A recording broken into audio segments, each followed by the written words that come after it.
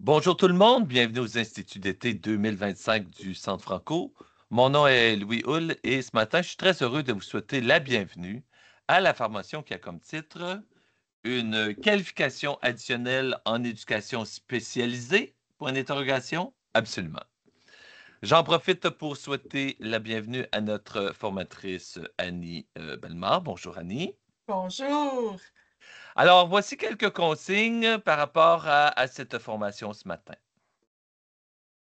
Veuillez noter pour commencer que cette formation est enregistrée et que l'enregistrement se retrouvera sur le site du Centre Franco au cours des prochaines semaines. Durant la formation, on vous demande de ne pas utiliser de modules ou d'applications intégrant l'intelligence artificielle qui enregistre automatiquement, ceci afin de respecter les droits d'auteur. En plus, si vous avez des questions ou des commentaires durant cette formation, on vous invite à utiliser soit la boîte de clavardage ou encore le micro. Et en parlant de micro, eh ben, je vois que tout le monde a mis son micro en sourdine. Merci. C'est une bonne pratique à adopter lorsqu'on est en mode virtuel. Finalement, le Centre Franco aimerait remercier le ministère de l'Éducation de l'Ontario qui, grâce à son financement, rend possible cette formation ce matin. Alors, voilà les consignes. Il ne me reste qu'à vous souhaiter à tous et à toutes une excellente formation. Et Annie, c'est à toi. Merci beaucoup, Louis. Bon matin, tout le monde. Bon vendredi. Je suis vraiment heureuse que vous commenciez votre vendredi avec moi aujourd'hui à la formation Une qualification additionnelle en éducation spécialisée. Absolument. Et comme vous voyez au bas de l'écran, la présentation sera partagée seulement à la fin de l'atelier. Vous allez voir qu'elle se veut très interactive comme ma formation. Et là, je voulais pas qu'on triche parce que là, Louis a déjà triché un petit peu parce que lui a déjà vu les réponses. Ça va se vouloir très interactif. Donc, c'est pour ça que je vais simplement partager ma formation à la toute fin. Alors, sans plus tarder, nous allons commencer avec la reconnaissance du territoire. Nous remercions les peuples autochtones pour le partage de ce territoire où nous nous retrouvons, connu sous le nom de Oniatario, pour Ontario. Nous reconnaissons que cette terre partagée par les peuples autochtones nous donne toutes les richesses dont nous avons besoin. Nous reconnaissons les générations qui l'ont parcourue, ceux qui la parcourent présentement et ceux qui la parcourront.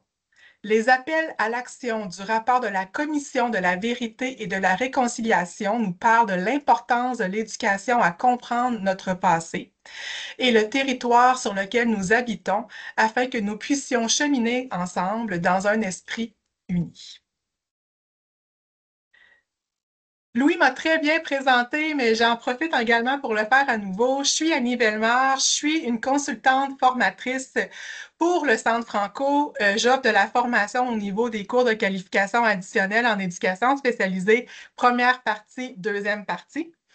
Et de jour, je suis aussi conseillère en éducation spécialisée pour le conseil scolaire Viamont dans la région de Toronto.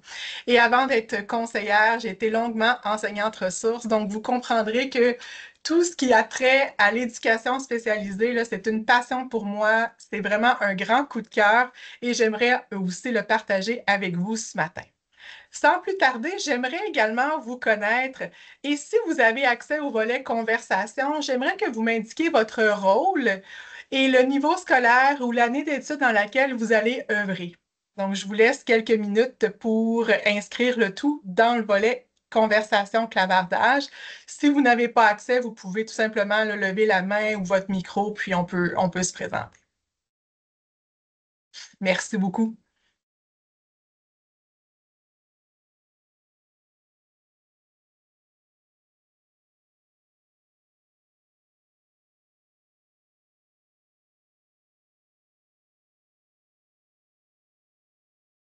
Merci Anne-Marie d'avoir brisé la glace. Fantastique.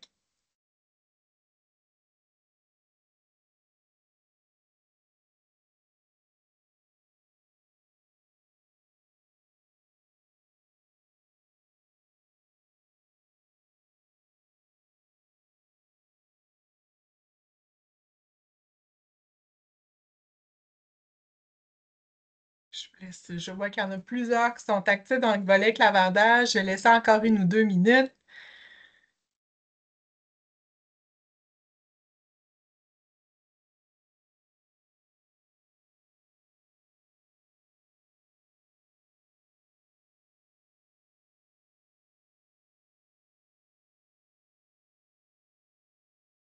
Super, merci. Je vois qu'il y a des gens du secondaire, de l'élémentaire également,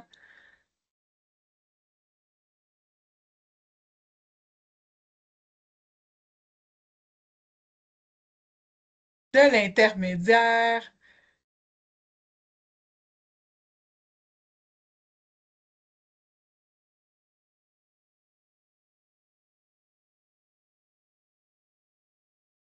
Fantastique. Merci beaucoup tout le monde. Donc, je vois qu'on touche vraiment tous les niveaux, puis je suis vraiment contente parce que certaines questions vont être plus secondaires. Vous allez voir un peu où est-ce qu'on s'en va, d'autres élémentaires. Puis je pense qu'on va pouvoir là, vraiment partager nos expertises tout le monde ensemble et peut-être même apprendre de nouvelles notions.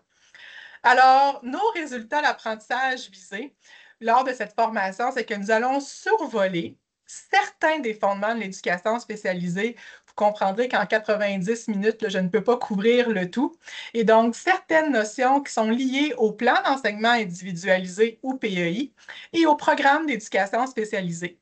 Nous allons également démystifier certaines croyances et pratiques liées à l'éducation spécialisée et dans le but ultime de vous montrer l'importance des cours de QA en éducation spécialisée. Alors, c'est encore l'été. Je comprends que c'est notre dernier, peut-être pour certains, notre dernier vendredi de congé, parce qu'on en a parlé un petit peu là, avant de commencer la formation, mais j'avais envie de continuer dans cette volet où on s'amuse, on va se divertir ensemble. Donc, non, mon intention, c'est que la formation se veut très interactive. Vous allez avoir des énoncés qui seront affichés et vous allez devoir déterminer s'ils sont vrais ou non. Et pour chacun des énoncés, si vous avez des questions ou vous aimeriez partager vos réflexions, vous serez en mesure de le faire dans le volet clavardage et je vais également donner des explications là, pour chacun des énoncés. Mais bon, on s'entend que vrai ou faux, c'est un peu banal. Je voulais avoir une petite touche de divertissement au tout. Alors, on va fonctionner comme ci. Pour chaque énoncé, vous allez avoir plusieurs modes ou plusieurs façons de répondre. Donc, si l'énoncé est vrai, au lieu de dire vrai, on va dire oh que oui. Et le oh que oui, vous avez deux façons pour le signaler. Donc, soit en utilisant le volet réaction. Donc, en haut de votre écran, vous devriez voir un petit bonhomme sourire avec le mot réagir ou réaction. Et pour un énoncé qui est vrai, vous allez pouvoir choisir le pouce ou le cœur. Si vous voulez le tester maintenant, vous pouvez le faire. Si ça ne vous intéresse pas comme mode, vous pouvez tout simplement écrire OH dans le volet conversation. Et si vous n'avez pas accès au volet conversation, au volet réaction, et que vous voulez tout simplement ouvrir votre caméra et montrer un pouce ou faire un cœur, c'est tout à fait acceptable également. Tous les modes sont bons. Et pour les énoncés qui sont erronés, je suis une fan de cinéma et j'ai tendance à m'embarquer dans la fiction. Alors, au lieu de dire faux, vous allez me dire Annie, arrête ton cinéma.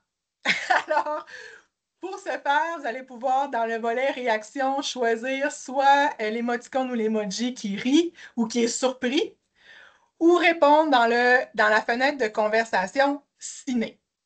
Est-ce que ça vous va, tout le monde, comme mode? On se lance avec un premier énoncé. Vous êtes prêts? Fantastique! Alors, énoncé numéro 1. Un PEI maison est une expression à utiliser. Donc, oh que oui, ou oh, Annie, arrête ton cinéma. Vous pouvez réagir avec les emojis ou m'écrire votre réponse dans le volet conversation. Je vous laisse encore quelques temps.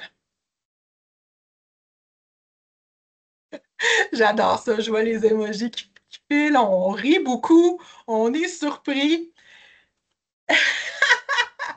Fantastique. Donc, effectivement, dans ce cas-ci, c'était Annie, arrête ton cinéma. Il y a le PEI maison, en fait, selon le ministère de l'Éducation, ce n'est pas une expression à utiliser. Et conformément au règlement 181-98, en fait, on a trois grandes raisons pour élaborer un PEI et la première est la suivante.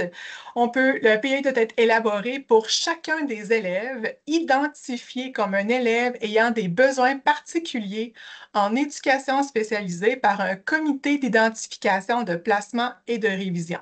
Donc, ce qu'on appelle aussi un CIPR.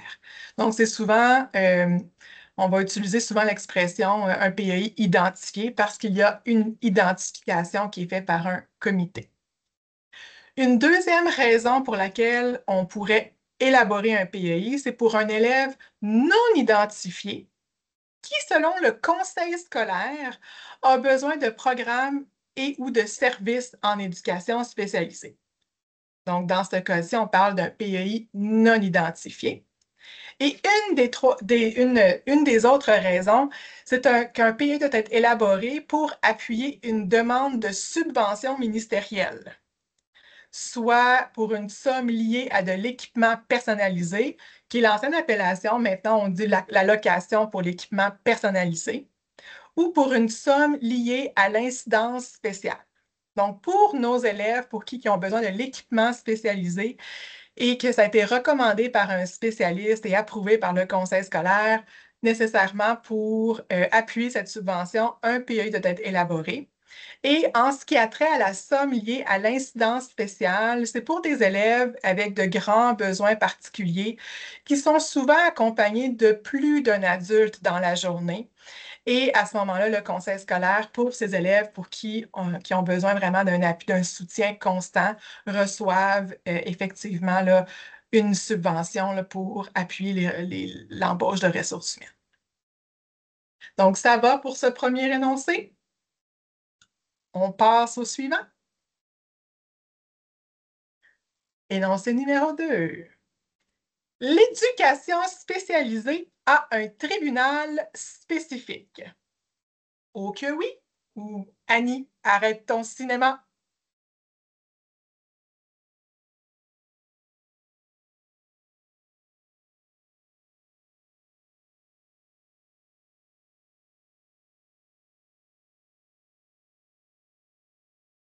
Donc, je vois quelques réponses arriver en réaction. Je laisse encore quelques instants pour y penser. Si l'énoncé est vrai, oh que oui. Si l'énoncé est faux, Annie, arrête ton cinéma. Donc, oh que oui, c'est vrai. En Ontario, le domaine de l'éducation spécialisée est régi par un tribunal spécifique, qui est le Tribunal de l'éducation spécialisée de l'Ontario, ou le TESO. Donc, les tribunaux de l'éducation spécialisée ont pour mandat de rendre des décisions définitives et exécutoires pour résoudre des conflits, par exemple, entre un parent et un conseil scolaire, en matière d'identification et ou de placement d'un élève identifié comme ayant des besoins particuliers en éducation spécialisée. Donc, ceci vous indique que le PEI, un PEI élaboré, qu'il soit identifié ou non, a une validité légale. Ça va pour, est-ce qu'il y a des questions, des réflexions? On est prêt à passer au prochain énoncé?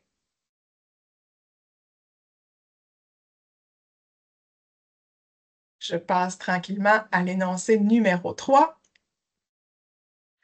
Encore une fois, oh que oui, on peut réagir avec les pouces et les cœurs. Annie, arrête ton cinéma avec soit le bonhomme qui rit ou le bonhomme surpris, ou dans le volet conversation, on peut écrire ciné ou oh. Donc, l'enseignante ou l'enseignant en éducation spécialisée est le seul responsable de l'élaboration et de la mise en œuvre du PEI.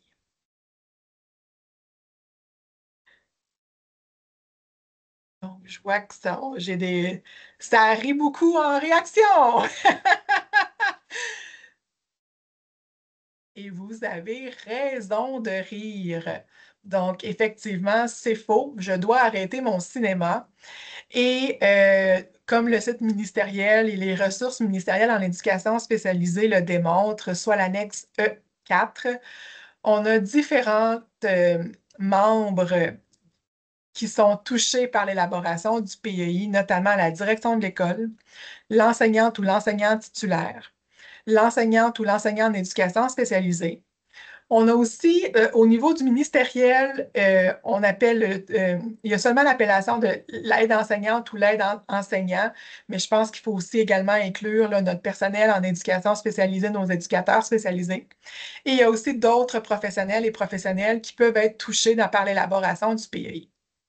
Quand on voit un petit peu la définition du rôle du personnel enseignant et des autres professionnels tel que défini sur le site ministériel en éducation spécialisée, on se rend compte que la première responsabilité au niveau de l'élaboration du PEI revient à l'enseignant de classe.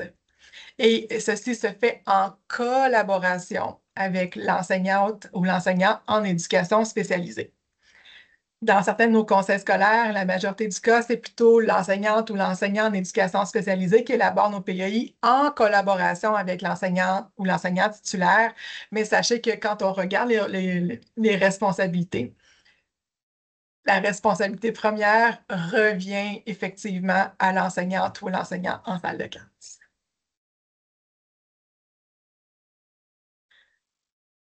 Je passe maintenant à l'énoncé numéro 4. Oh que oui, Annie, arrête ton cinéma. Un diagnostic et une identification ministérielle sont la même chose.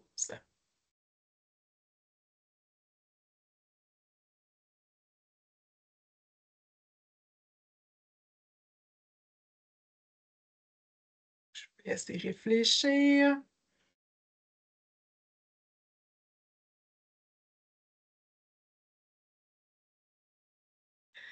Donc, je vois qu'on est surpris par clavardage, on est surpris aussi.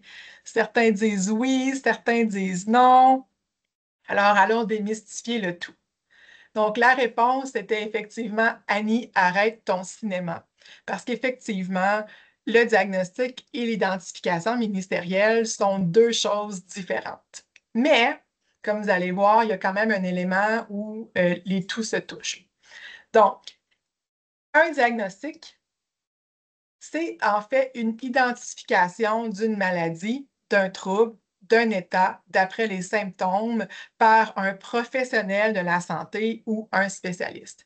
Et quand je parle de professionnel de la santé ou de spécialiste, ce ne sont pas seulement les médecins. On peut aussi inclure là, tout le volet orthophonie, psychologie, psychiatrie. Donc, c'est vraiment nos spécialistes là, en grande envergure. Et un des outils de référence utilisés, surtout en psychologie, pour émettre certains des diagnostics, c'est le DSM-5, qui se trouve être un manuel qui va définir un petit peu les diagnostics et les troubles au niveau là, de différentes familles de troubles, notamment au niveau des troubles d'apprentissage, l'autisme et les troubles en santé mentale. L'identification ministérielle, quant à elle, elle est établie par le ministère de l'Éducation de l'Ontario. Donc, l'identification en soi n'est pas un diagnostic, c'est une identification ministérielle. Et on a 5 catégories d'anomalies qui sont identifiées dans la loi sur l'éducation pour les élèves ayant des besoins particuliers en éducation spécialisée. Sachez qu'un diagnostic peut être nécessaire pour obtenir une identification ministérielle. Et c'est là où notre pont entre le diagnostic et l'identification est important. Je vous ai parlé des 5 catégories d'anomalies. Alors, les voici à gauche de l'écran. Donc, on a l'anomalie de comportement qui est définie dans le site ministériel en éducation spécialisée, au niveau de la loi de l'éducation également. Et il n'y a aucune sous-catégorie qui est associée à l'anomalie de comportement. On a l'anomalie de communication, où on a 5 sous-catégories qui sont définies, soit l'autisme, la surdité partielle, trouble du langage, trouble de la parole, et troubles d'apprentissage. On a également l'anomalie d'ordre intellectuel qui inclut l'élève surdoué, la déficience intellectuelle légère et l'handicap de développement. L'anomalie d'ordre physique qui inclut l'handicap physique et la cécité basse vision. Et finalement, on a les anomalies multiples qui sont comme l'anomalie de comportement qui n'ont pas de sous-catégorie définie. C'est vraiment une seule définition. Et l'anomalie multiple, ben, c'est la présence de plus d'une identification, donc de plus d'une anomalie. Donc, par exemple, un élève qui serait surdoué, donc qui aurait une surdouance identifiée sous l'anomalie d'ordre intellectuel et en même temps un TDAH, qui est un diagnostic qui permet l'identification ministérielle au niveau de l'anomalie de comportement. Donc, on a deux anomalies, anomalie de comportement et anomalie d'ordre intellectuel. L'élève serait identifié sous anomalies multiples parce qu'il y a présence de plus d'une anomalie. Est-ce qu'il y a des questions par rapport à cet énoncé ou ça va bien pour tout le monde?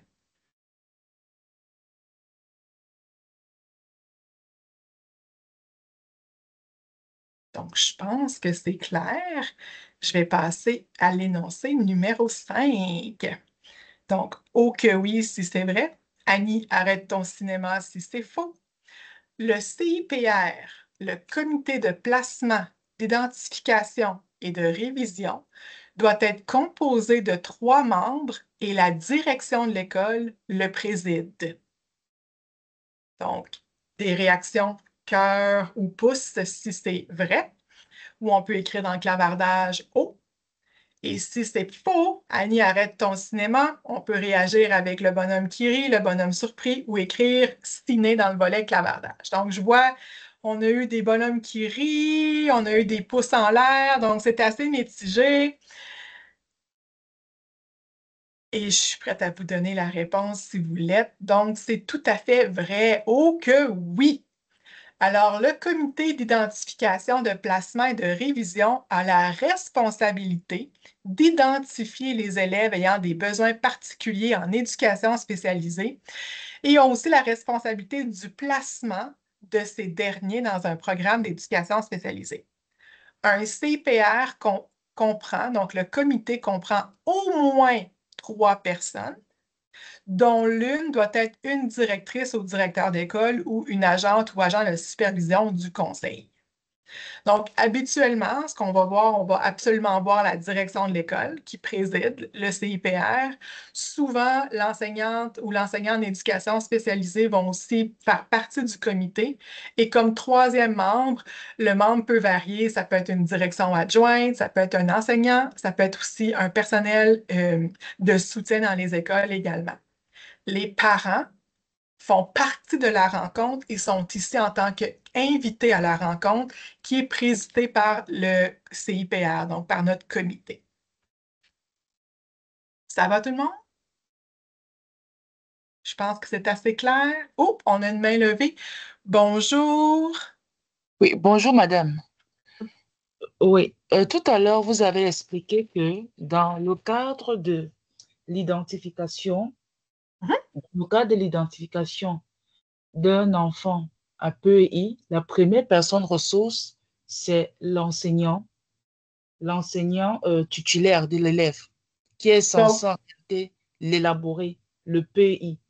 Mais maintenant, je ne comprends pas pourquoi dans le comité qui doit siéger, c'est uniquement la direction d'école et un agent, comme vous avez expliqué, qui peut être par exemple l'enseignant ressources ou bien l'enseignant d'éducation spécialisée en ce moment où est la place de l'enseignant, puisque c'est elle qui pose la base du diagnostic, c'est elle qui identifie et OK. alerte les autres membres de l'équipe. Je vais clarifier le tout à nouveau, madame. OK?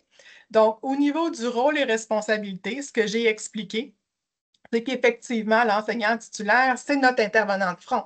L'enseignant titulaire, au niveau de l'élaboration du PEI, est une personne qui va être très active au niveau de l'élaboration parce que c'est eux on est responsable de le mettre en œuvre. Est-ce que vous êtes d'accord avec ça? Ça va jusque-là?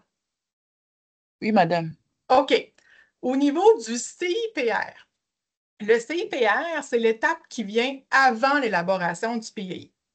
Donc, le CIPR, c'est une des raisons quand notre élève a une identification ministérielle. C'est un comité qui est formel et qui va identifier notre élève.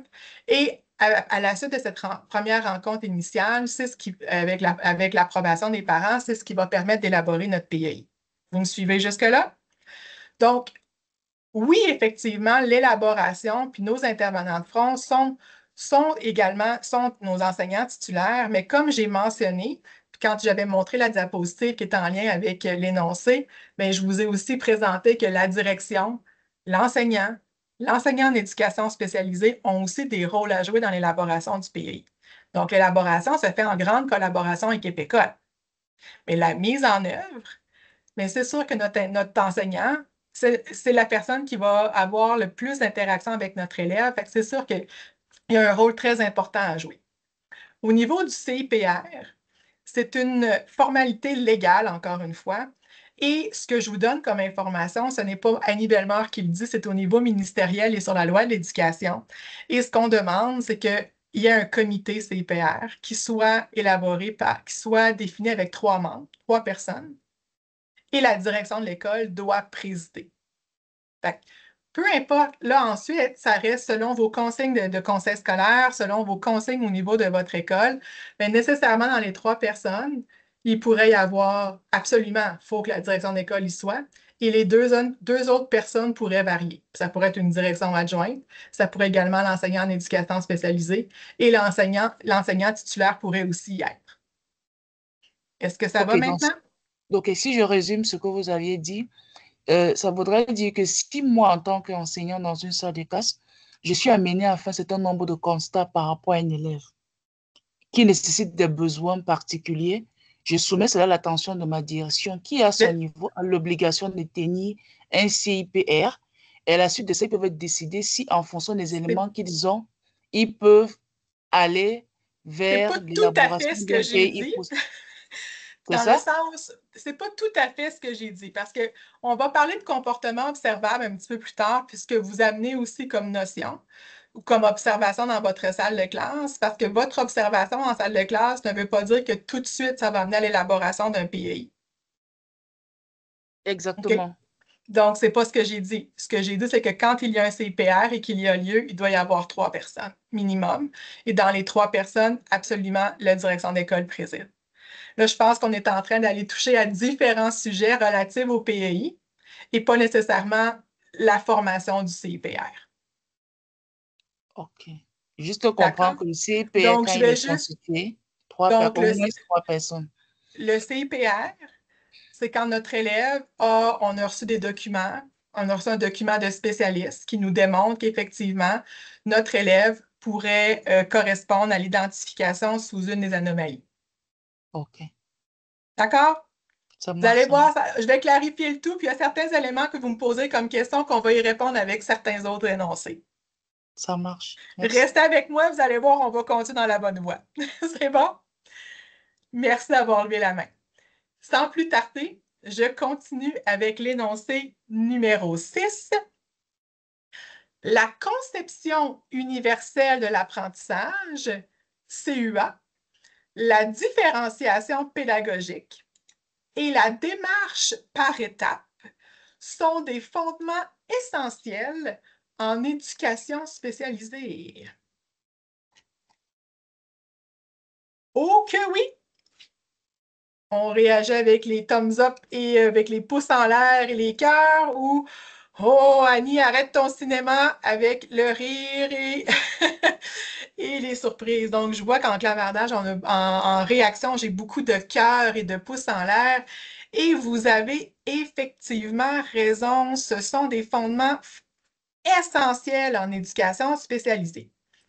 Donc, quand on parle de conception universelle de l'apprentissage, c'est une approche pédagogique qui vise à rendre l'apprentissage accessible à tous les élèves en tenant compte de leur diversité dès la conception des situations d'apprentissage. Et elle repose sur 3 principes clés qui sont à gauche de l'écran, soit d'offrir de multiples moyens d'engagement de multiples moyens de représentation et de multiples moyens d'action et d'expression. Et ce qu'on entend par ça, bien, au niveau des moyens d'engagement, c'est d'offrir des options pour motiver les élèves, susciter leurs intérêts, les maintenir engagés dans l'apprentissage. Pour les moyens de représentation, c'est d'aller présenter l'information et le contenu de cours de différentes façons, en tenant compte du profil de nos élèves. Et les multiples moyens d'action et d'expression, c'est de permettre aux élèves de démontrer leur compréhension et leurs compétences de différentes façons en utilisant différents supports et outils. En résumé, la conception universelle de l'apprentissage cherche à anticiper les besoins de tous les apprenants en concevant des environnements d'apprentissage flexibles et inclusifs dès le départ, de réduire les obstacles à l'apprentissage, soit en les anticipant ou en identifiant les obstacles potentiels et de proposer des stratégies pour les contourner, permettant ici à tous les élèves de participer pleinement. Puis je vais revenir sur ce point. Et finalement, toujours dans l'objectif commun et ultime d'aller promouvoir l'autonomie, l'engagement, le développement du plein potentiel de nos élèves en nous assurant qu'ils sont engagés dans leur apprentissage et donc qui jouent un rôle actif là, au niveau de leur quotidien scolaire. Je vous ai dit que j'étais pour revenir sur anticiper les obstacles à l'apprentissage. Et d'anticiper les obstacles à l'apprentissage, c'est aussi de préparer nos élèves à détecter les pièges.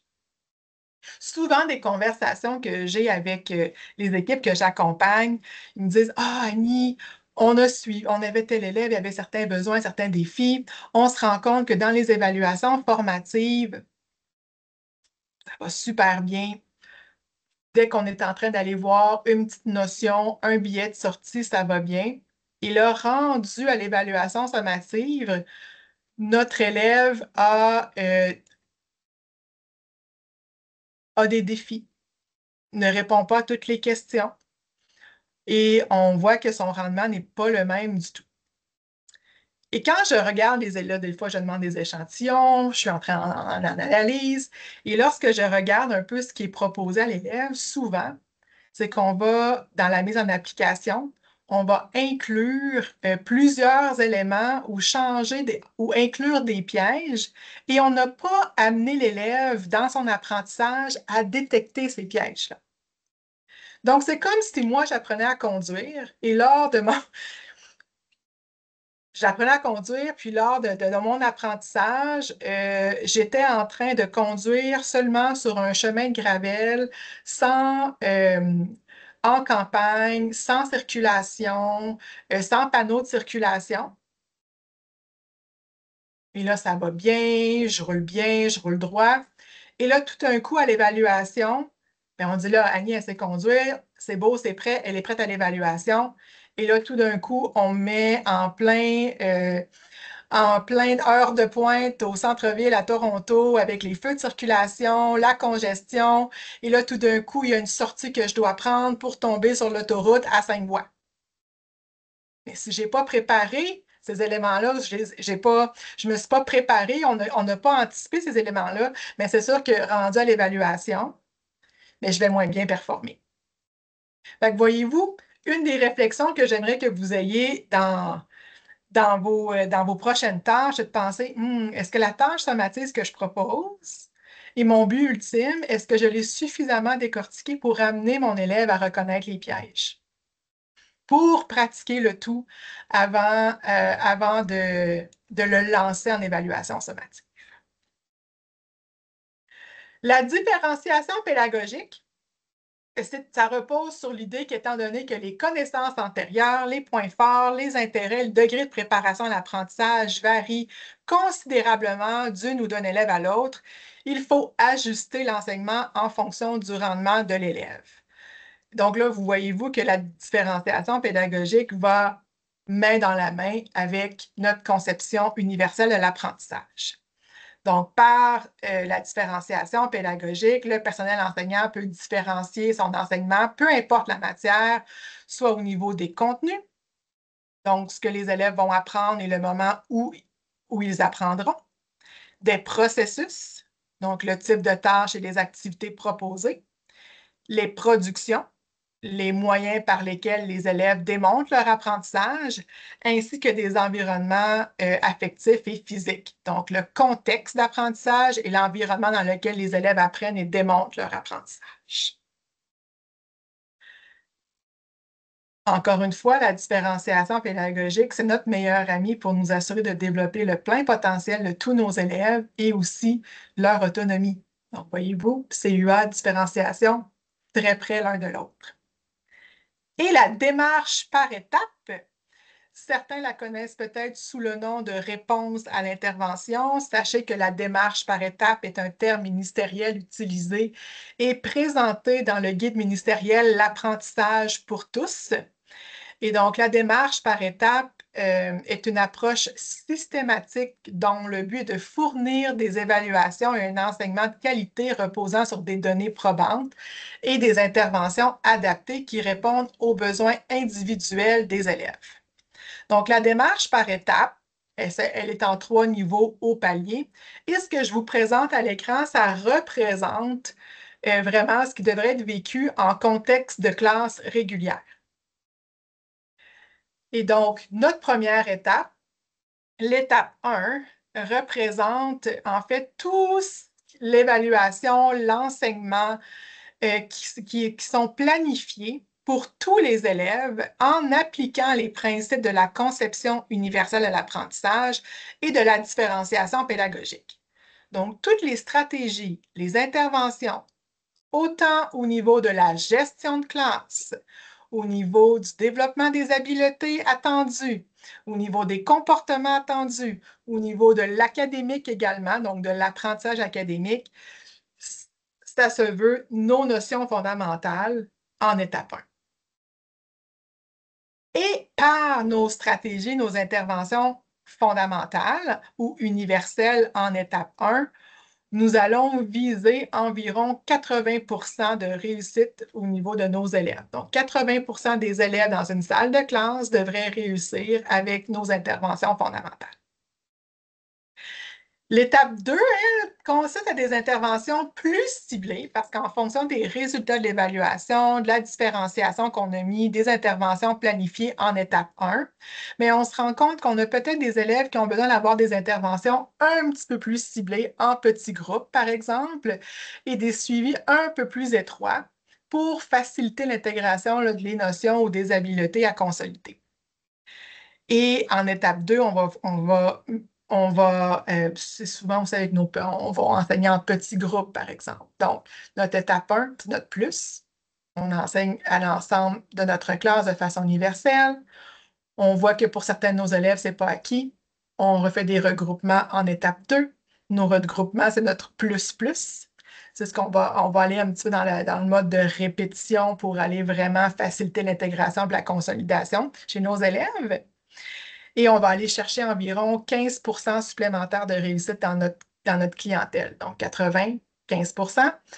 Et finalement, certains de nos élèves, il va falloir avoir un soutien plus intensif pour atteindre les apprentissages visés. Et c'est ce qu'on appelle nos interventions personnalisées. Et dans ce cas-ci, c'est notre plus, dans le sens où, en plus d'avoir reçu l'intervention universelle, en petits groupes, il se pourrait qu'on ait une intervention plus individualisée, personnalisée, en 1 à 1 ou des fois avec seulement 2 élèves pour aller encore une fois là, reconsolider les habiletés. Donc,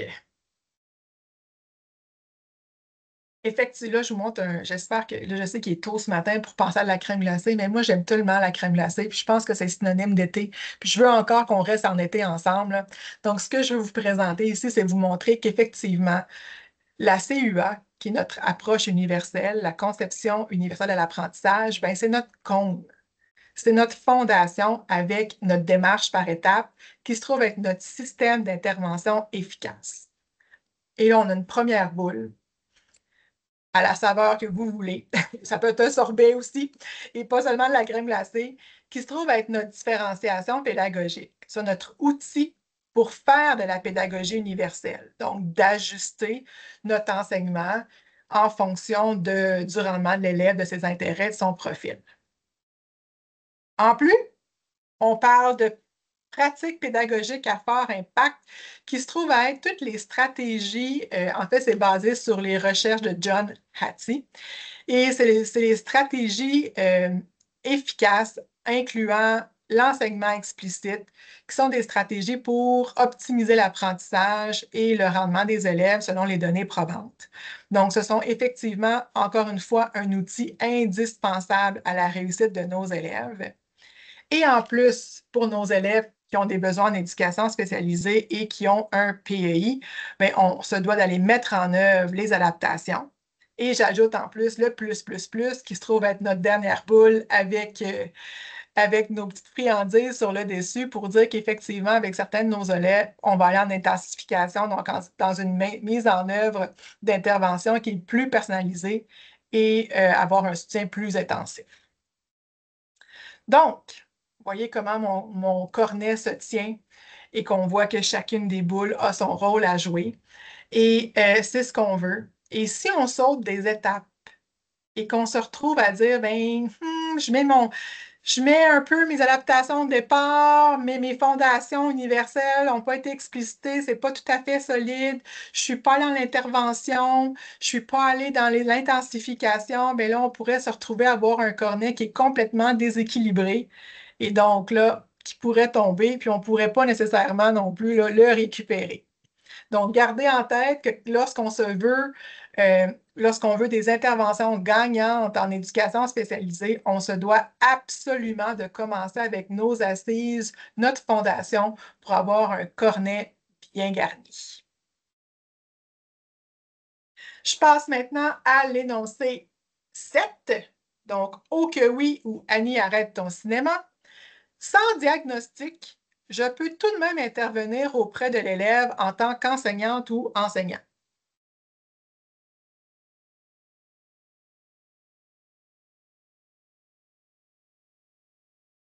On se lance tout de suite dans les cœurs, les mains, et vous avez raison. Donc, on se doit de miser sur les comportements observables. Et effectivement, on n'a pas besoin de diagnostic. Pourquoi je dis ça? Selon la petite encyclopédie de l'enseignant efficace du professeur-chercheur Égide Royer, que j'aime bien, si vous avez un ouvrage à vous mettre en main, c'est un des bons ouvrages, je vous dirais. Et c'est un des premiers ouvrages où est-ce qu'on expliquait qu'une même intervention peut être bénéfique pour des élèves ayant le même comportement ou défi observable, sans toutefois avoir un diagnostic ou le même diagnostic. Donc, évitons de tomber dans le piège des diagnostics en disant « Ah, mon élève a un TDAH, je le mets dans la boîte TDAH. Mon élève est dans le spectre de l'autisme, je le mets dans la boîte spectre de l'autisme. » Et misons sur les comportements observables pour faciliter, encore une fois, là, bien, en fait, l'intervention va être bénéfique pour un ensemble d'élèves et non seulement pour un élève en particulier. Donc, on veut vraiment travailler dans l'universalité parce qu'effectivement, c'est ce qui est bénéfique. On l'a vu avec nos fondements. Donc, oui, le comportement observable, super important. Énoncé, prochain énoncé. Oh que oui, Wani, arrête ton cinéma. Un élève ayant un PEI doit absolument sortir de la salle de classe pour recevoir des services en éducation spécialisée. Et je vois qu'on rit tout de suite à l'écran et vous avez raison de rire et de me dire « Annie, arrête ton cinéma » parce qu'effectivement, ça va varier selon les besoins de l'élève. Pour certains élèves, sortir de la salle de classe pourrait être une source de stress et pour d'autres, c'est une solution. Et la collaboration entre les différents intervenants de la classe est hyper nécessaire. Il ne faut pas oublier que l'endroit calme pour, par exemple, faire une évaluation pourrait également être aménagé en salle de classe. Elle n'a pas besoin d'être à l'extérieur de la salle de classe. Ah! Prochain énoncé. Oh que oui, ou on arrête notre cinéma. Je peux discuter avec tous mes collègues du contenu du PEI d'un de mes élèves?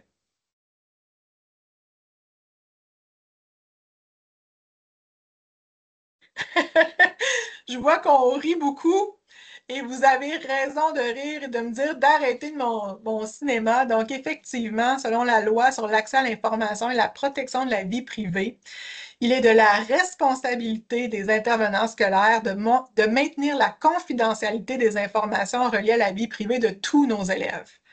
Le PEI est non seulement un document légal, mais également confidentiel. Ceci étant dit, ça ne vous empêche pas d'aller, par exemple, discuter avec l'enseignante en éducation spécialisée de meilleures interventions, parce qu'effectivement, ça fait partie de l'équipe école qui est au courant du cas de votre élève dans votre classe avec un PEI. Si c'est avec un collègue qui n'est pas impliqué dans le PEI, mais vous devez garder l'information confidentielle. Ça ne vous empêche pas d'aller poser une question par rapport à une stratégie, on s'entend, mais sans aller mentionner des données confidentielles qui sont incluses au PEI. Énoncé 10. On est déjà presque à la... On avance, on avance. Donc, oh que oui, ou Annie, arrête ton cinéma. Un plan de transition doit faire partie du PEI dès le début de l'année scolaire en prévision de l'année suivante.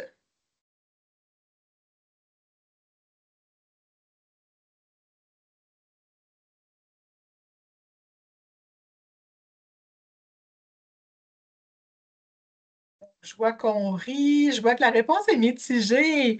Et oh que oui, le plan de transition doit être élaboré, c'est une des sections qui fait partie du PEI de l'élève.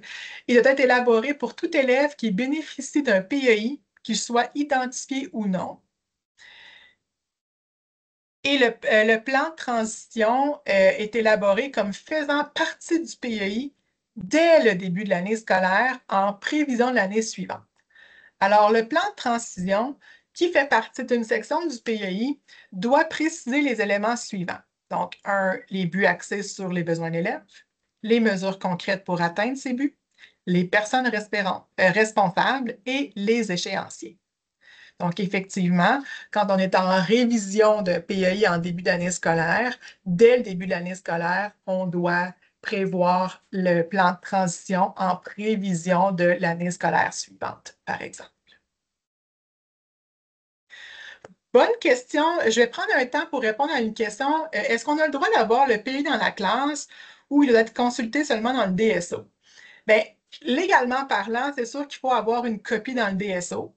Il n'y a rien en tant que si vous êtes enseignante de l'élève, vous pouvez avoir une copie du PEI, mais la copie ne doit pas être... vous ne pouvez pas laisser traîner la copie sur votre pupitre, par exemple, parce que ce sont des données qui sont confidentielles. De la même façon que lorsqu'on imprime la copie, on va vitement aller la chercher au niveau de la salle des photocopieurs, puis on ne la laissera pas traîner là non plus parce que ça a une valeur confidentielle. Donc, on ne devrait pas avoir des extraits d'un PEI affichés sur les murs dans notre salle de classe. Ça ne vous empêche pas d'avoir une copie à vous, mais encore une fois, vérifiez les consignes de votre conseil scolaire, vérifiez la façon dont votre équipe école fonctionne aussi au niveau de l'école, mais au niveau ministériel, il n'y a rien qui empêche l'enseignant d'avoir une copie, tant et aussi longtemps qu'elle n'est pas à la vue de tous et qu'on est en train de la protéger au niveau des données confidentielles. On va prendre une petite pause de notre jeu et là, je vais vous demander d'aller associer le bon terme au bon énoncé. Et là, vous pouvez le faire vraiment vous de votre côté. Je vous donne un temps. Donc, vous avez trois chiffres. Un, les adaptations sont, les attentes modifiées sont, les attentes différentes sont, et vous allez devoir associer le bon chiffre à la bonne lettre. Je vous laisse 1 à 2 minutes pour le faire. Vous n'avez pas besoin de partager vos réponses maintenant, puis après ça, on va faire un retour ensemble.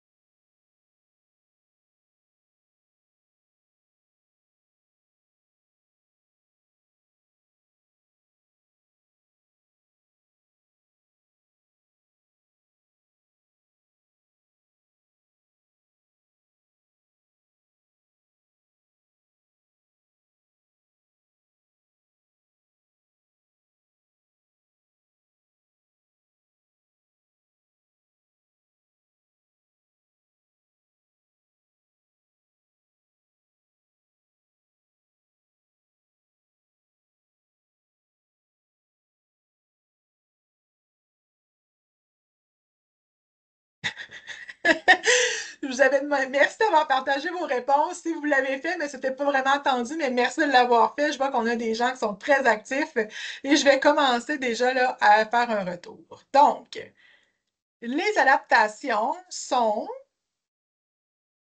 Là, je vois, est-ce que tout le monde est arrivé à la réponse C? Donc, les adaptations sont des stratégies et des mesures de soutien qui diffèrent de celles dont bénéficient généralement les autres élèves du groupe classe. Donc, les adaptations sont des interventions essentielles, des stratégies personnalisées à l'élève qui lui permettent d'avoir un accès à l'apprentissage et c'est une section du PEI.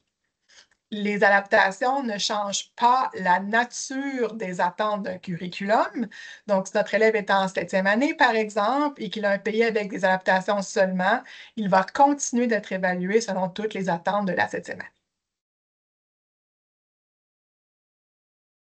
Les attentes modifiées sont des changements apportés, quant à elles, aux attentes du curriculum de l'année d'études pour une matière ou un cours. Donc, souvent, c'est qu'on va avoir une diminution en complexité ou une réduction en nombre des attentes. Et ça peut se faire à l'intérieur de l'année d'études ou en utilisant aussi un curriculum d'année d'études antérieure, entre autres. Donc, quand on change la nature des attentes, on est en attente modifiée et ça va faire partie du programme d'éducation spécialisée de notre élève. Et ceci va être inclus dans son PEI. Et finalement, les attentes différentes sont élaborées pour faciliter l'acquisition de connaissances et le développement d'habiletés qui ne sont pas représentées dans le curriculum de l'Ontario. Donc, quand on pense à des habiletés à développer au niveau de l'utilisation de l'équipement spécialisé, de l'autorégulation émotionnelle, au niveau de nos habitudes de travail, des habiletés d'apprentissage, au niveau des fonctions exécutives, au niveau de la motricité, par exemple, au niveau des fois, dans certains cas, de la communication. Ça, c'est aussi défini dans le guide ministériel en éducation spécialisée. C'est des attentes qui ne sont pas représentées dans le curriculum et donc elles sont élaborées dans le PEI selon le profil de notre élève et on appelle ces attentes des attentes différentes. Donc, merci pour votre participation et j'espère que vous avez bien réussi. Et sinon, mais au moins que vous ayez, que j'ai pu démystifier avec vous, dans le peu de temps qu'on a ensemble, la nature de ces trois expressions. Je vous invite maintenant à vous étirer et à refaire votre plan cognitif. Et pourquoi je vous amène à le faire? Parce que même pour nos élèves en salle de classe, une des premières recommandations qui sont données par les ergothérapeutes, c'est d'avoir des fois une routine qui intègre plusieurs pauses motrices. Et avoir des pauses motrices, ça ne veut pas dire que tout le monde doit partir de la salle de classe, aller marcher dans le corridor. Le fait de se lever, de s'étirer, d'aller essayer de toucher le plafond, de sauter 5 fois sur place, de s'étirer les bras et même de s'étirer quand même si on reste assis. Ça nous permet de donner une pause. Donc, on offre une pause motrice, mais pour aussi reposer notre cerveau et qu'il refasse le plein d'énergie. Alors, à ce moment-là, ça nous permet de retravailler, de réveiller à nouveau notre cognitif pour ce qui va suivre par la suite. Alors, j'espère tout le monde que vous avez pris le temps de vous étirer parce que nous allons continuer de nous amuser avec, encore une fois, notre jeu avec nos énoncés. Donc, oh que oui ou Annie, arrête ton cinéma. Les stratégies universelles de gestion de classe sont essentielles à la gestion plus individualisée des comportements défis. Oh que oui ou Annie, arrête ton cinéma.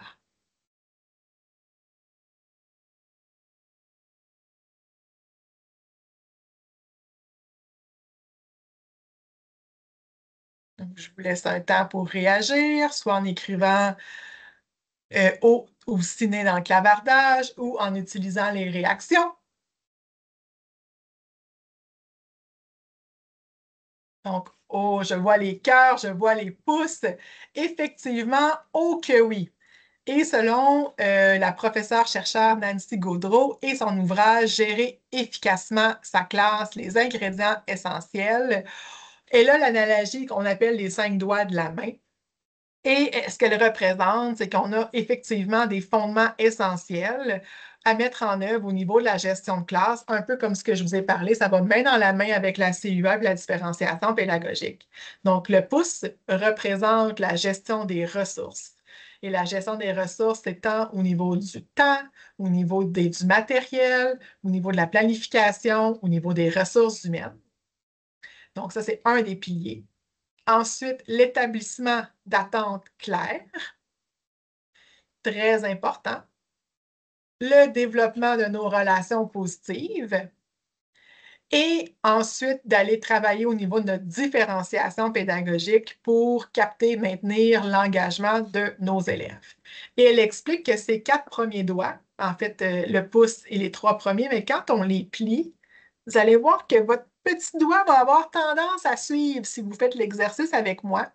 Et ce qu'on représente, ce qu'on est en train de dire, c'est que les 4 premiers doigts sont des fonds, c'est vraiment nos stratégies universelles de gestion de classe qui vont nous permettre à la suite d'aller travailler l'intervention face à l'indiscipline ou au comportement défi. Donc, effectivement, il faut travailler à l'universel avant de pouvoir travailler à l'individualisé avec nos élèves ayant des comportements défis. Dans la deuxième édition de son livre qu'elle a sorti en 2024, elle ajoute également au doigt la paume. Et la paume représente la personne enseignante parce qu'on reconnaît l'influence des caractéristiques de la personne enseignante sur la mise en œuvre des 5 doigts. Et pour la personne enseignante, pour nous, ce qui est important de garder en tête, c'est l'autorité, nos expériences antérieures, notre attitude envers les élèves et également notre sentiment d'efficacité personnelle en gestion de classe. Parce que ces éléments auront une incidence sur la façon dont on interviendra au niveau universel en gestion de classe et également à l'individualiser. Prochain énoncé. Oh que oui ou Annie arrête ton cinéma, je vous invite à participer. Dans un système de renforcement positif, je peux retirer un point donné.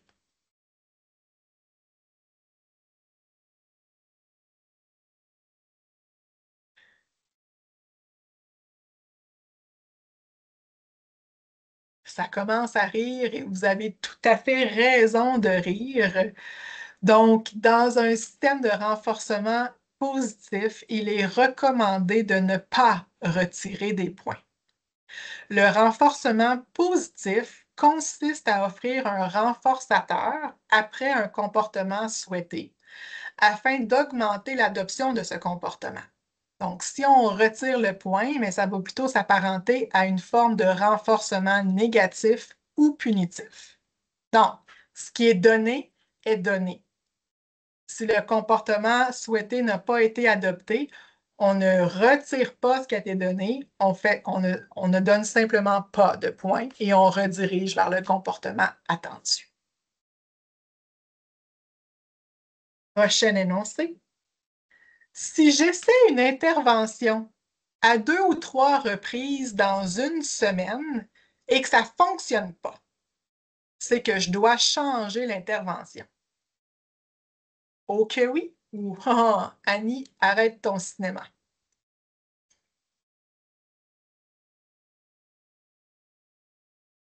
Là, je vois des cœurs et des pouces. Je vois aussi des on n'est pas certain. C'est assez mitigé.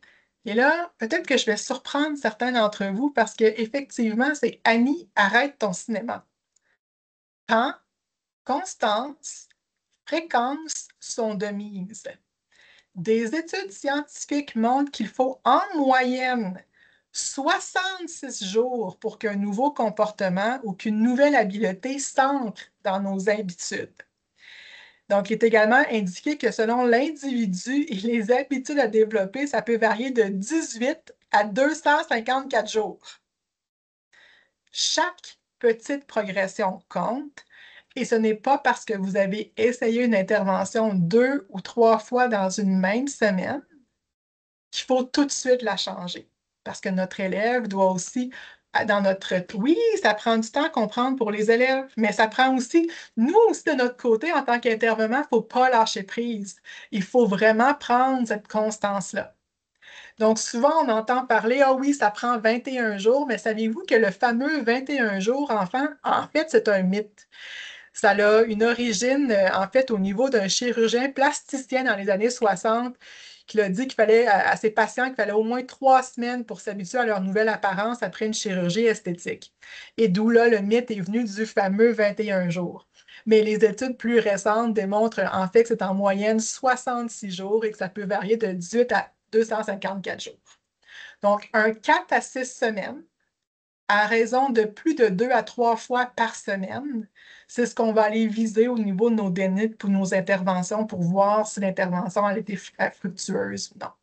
Parce qu'il se pourrait aussi que notre élève teste un peu la limite et on peut avoir une progression en dents de scie au départ et ensuite voir une progression là, qui va plutôt vers la hausse à la fin.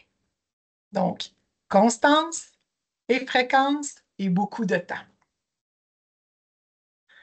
Un élève qui n'effectue pas le travail demandé en classe, c'est qu'il est paresseux. Oh que oui ou Annie, arrête ton cinéma.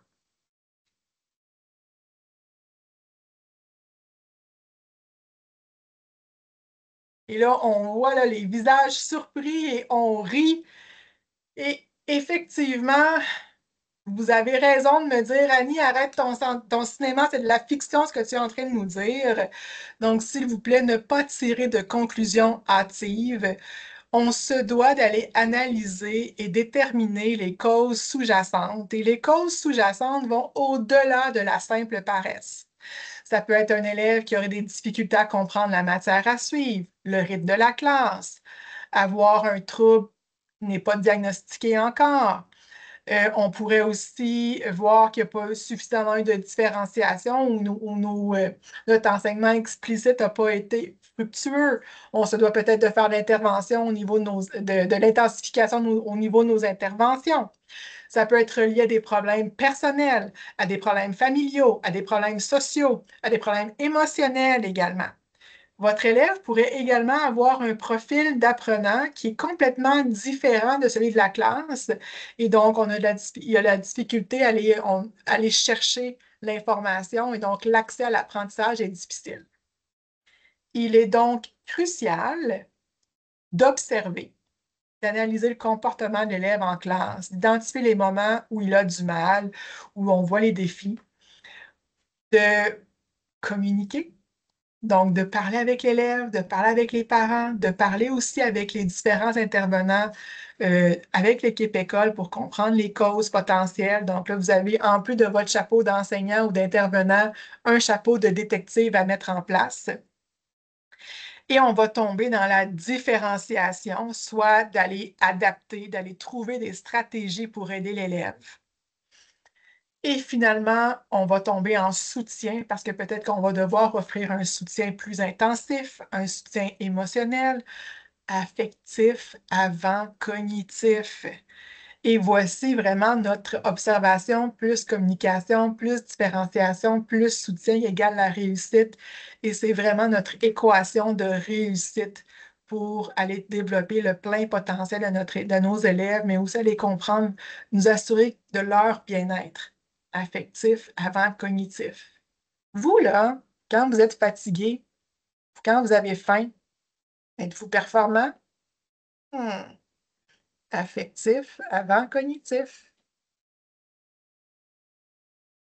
Oui, Madame Anne-Marie, vous avez raison. La création du lien est primordiale et je vous dirais qu'en début d'année scolaire, de prendre le temps de créer ce lien de confiance, ce n'est jamais du temps perdu. Jamais. Ça devrait faire partie de vos activités vraiment en début d'année. Priorité numéro 1, plus, Madame Anne-Marie. Là, je vais m'adresser au secondaire, mais embarquer l'élémentaire, voir si peut-être vous allez trouver la réponse également. Selon le curriculum du cours 9e décloisonné de mathématiques, l'enseignant est responsable d'offrir de l'appui pour des élèves qui n'ont pas consolidé toutes les notions à l'étude qu'il est un PEI ou non? Oh que oui, ou Annie, arrête ton cinéma.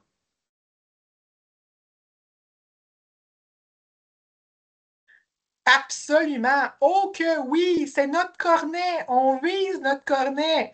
On vise notre cornet complet de la CUA, notre plus, et c'est clairement indiqué dans le curriculum par exemple, du cours 9e mathématiques décloisonnées, mais également dans les autres curriculums. Maintenant, on a parlé secondaire, on va faire un pont à l'élémentaire. À l'élémentaire, un élève de la première année qui a des écarts en littératie, notamment en lecture, bénéficiera tout de suite d'un programme et de services en éducation spécialisée. Oh que oui, ou Annie, arrête ton cinéma. Et je vois qu'on rit en grand nombre et effectivement, vous avez raison de rire. Je dois arrêter mon cinéma. Nous sommes régis par notre politique programme, la NPP 168, sur l'enseignement de la lecture et le dépistage précoce universel des compétences en lecture. Et ça nous demande d'aller offrir des mesures d'intervention précoce ciblées. Et ce dépistage nous permet d'aller tirer des données pour aller travailler à l'ensemble de la classe, en petits groupes, pour aller consolider les habiletés. Donc, notre élève n'aura pas automatiquement un PEI tant et aussi longtemps qu'on n'aura pas mis notre intensification en place et nos stratégies universelles en petits groupes et plus personnalisées en place. Ah, le prochain énoncé. Le travail supplémentaire est important pour les élèves surdoués puisqu'ils terminent les tâches rapidement. Oh que oui, ou Annie, arrête ton cinéma.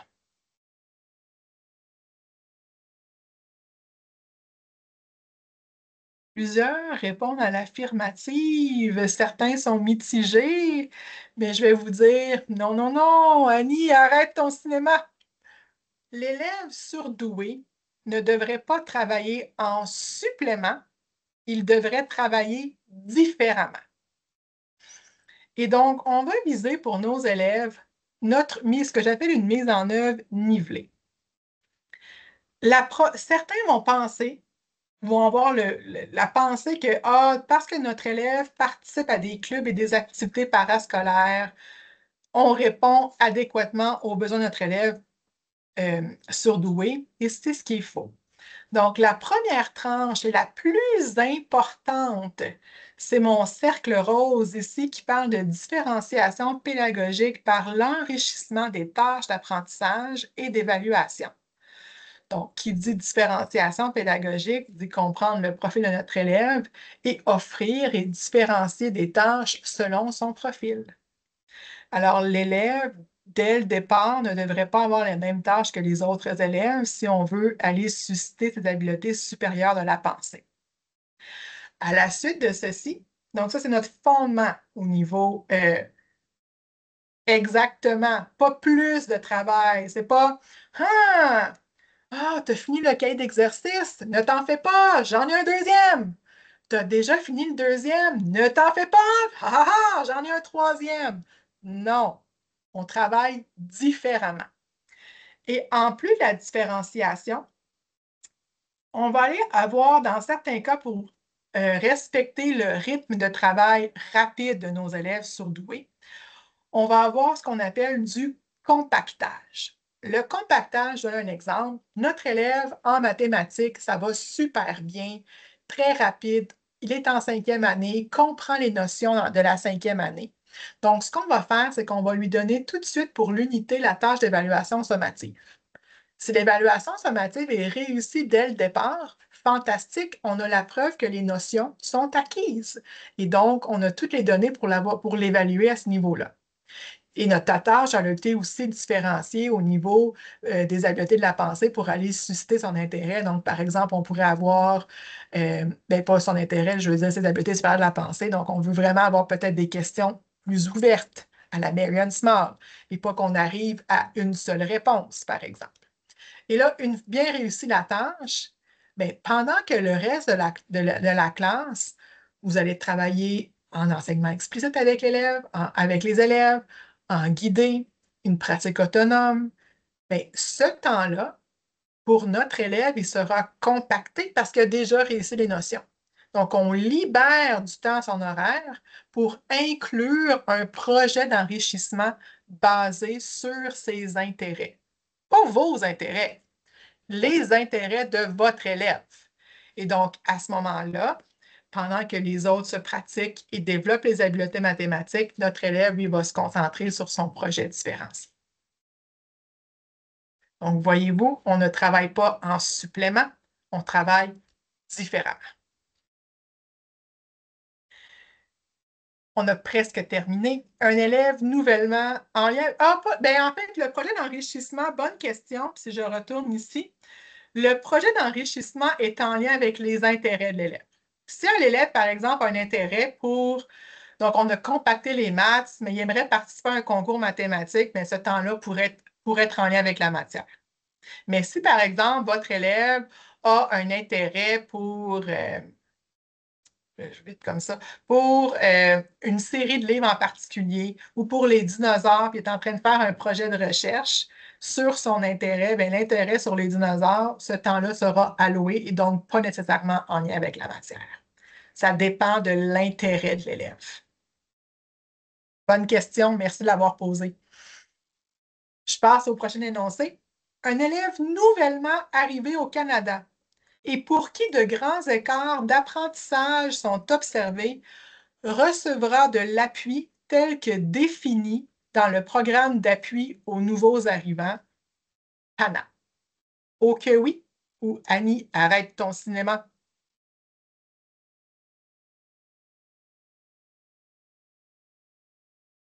Effectivement, vous avez raison, oh que oui.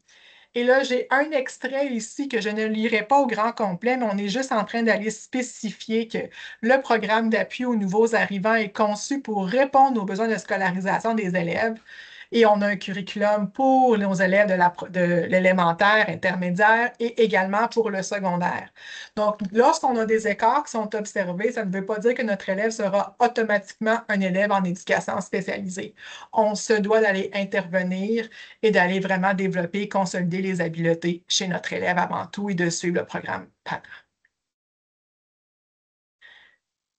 Chaque conseil scolaire, prochain énoncé, chaque conseil scolaire est dans l'obligation d'avoir une politique sur l'accessibilité disponible sur leur site Web. Ok oui ou Annie, arrête ton cinéma.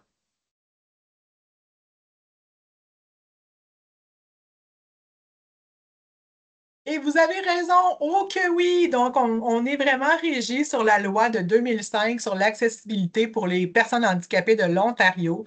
Et effectivement, chaque conseil scolaire a l'obligation légale de rendre sa politique d'accessibilité disponible sur son site Web. Notre dernier énoncé.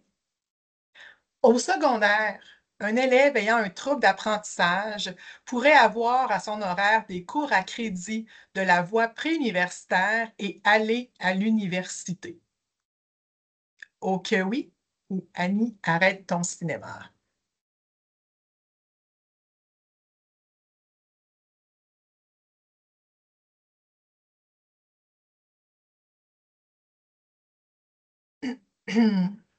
C'est assez mitigé. Et absolument, selon le profil de l'élève, un élève avec un trouble d'apprentissage a toutes les habiletés cognitives pour réussir, pardonnez-moi. Et effectivement, certains de nos élèves pourraient avoir des cours préuniversitaires. Certains de nos élèves pourraient également recevoir de l'éducation au niveau d'études postsecondaires. Et sachez que les institutions d'enseignement postsecondaire offrent des services d'accessibilité pour répondre aux besoins particuliers des étudiants, notamment nos élèves avec des troubles d'apprentissage.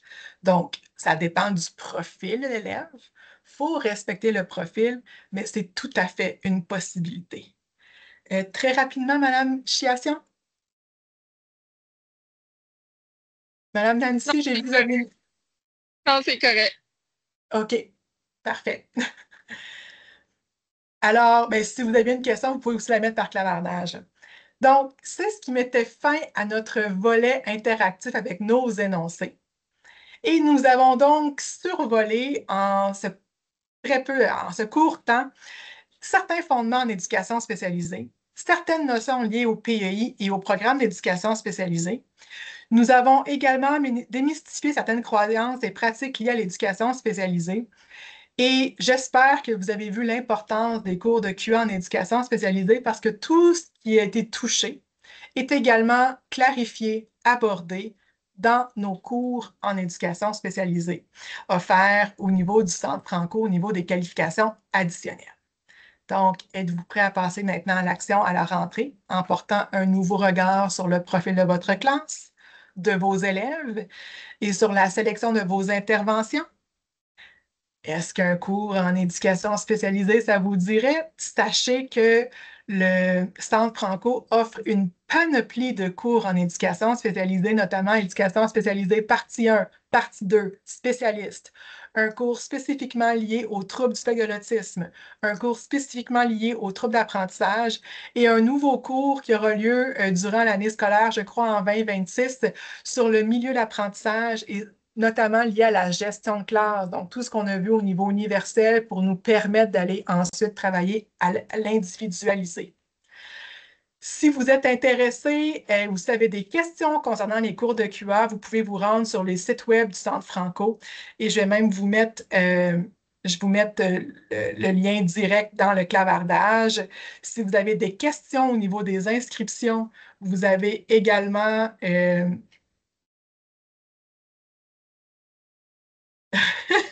vous avez également la possibilité d'écrire à inscription à commercial le Centre Franco. Pour toute question relative aux cours menant une qualification additionnelle, vous pouvez également communiquer avec Mme Colette Sorek qui se fera, coucou Colette, qui se fera un plaisir de répondre à vos questions. Donc, je vois qu'il y a déjà plusieurs questions. Puis choisir la QA que je veux où elle se fait obligatoirement par palier. Ce n'est pas une question de palier, c'est une question aussi de qualification où vous êtes rendu. Par exemple, le cours éducation spécialisée, partie 1 est ouvert à tous. Partie 2 est spécialiste. On a des normes et des spécificités spécifiques pour pouvoir le suivre. Il n'y a pas de préalable pour l'autisme.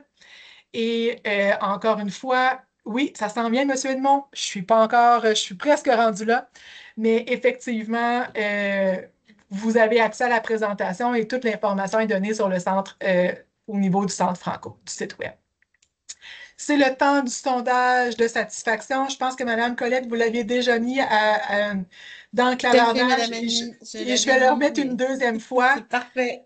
Et j'ai inclus dans la présentation certaines ressources utilisées. Et pour maintenant répondre à la question de M. Edmond, voici le code QR pour accéder à la présentation. Et je mets également le lien Bitly pour accéder à la présentation dans le clavardage. Voilà. Monsieur Louis, si vous voulez arrêter l'enregistrement, vous pouvez le faire maintenant. Alors, écoute, premièrement, avant d'arrêter, je veux te remercier, Annie, pour cette excellente formation. Je veux dire, le format que tu as utilisé avec les questions et tout, c'était excellent. Bravo, bravo, bravo. Merci tout le monde d'avoir assisté ce matin. J'arrête l'enregistrement et je reviens avec le mot de la fin.